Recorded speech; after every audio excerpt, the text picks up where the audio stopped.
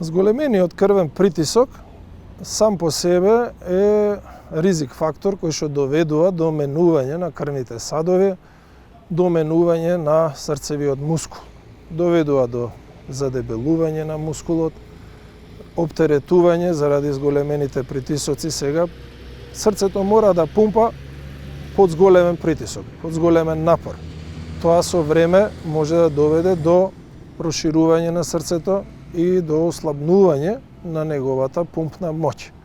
Затоа притисокот е важно да се држи под контрола. Знаеме, лековите, медикаментите тоа го овозможуваат, но тоа што е многу важно е дека физичката активност може значително да допринесе за контрола, односно за намалување на крвниот притисок. Која физичка активност? Пред се аеробните вежби, односно изотоничните вежби, каде што имаме движење на телото, како што е пешачење, како што е џогирање, играње тенис, планинарење.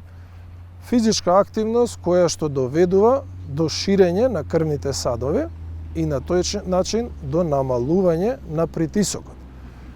Сега вежбите изометричните со дигање на тегови, со напор, склекови и други вежби, може во моментот на физичка активност и да го зголемуваат притисокот. Затоа се препорачува кај пациентите кои што имаат нерегулиран крвен притисок, прво да се регулира со медикаменти или со аеробни вежби, со движење, со пешачење, па после тоа да се отпочне со вежби со тежина, со тегови, односно така наречени изометрични вежби, затоа што на тој начин ќе се избегне долгорочно ефект на качување на притисокот, зголемување на притисокот од вежбите со тежина.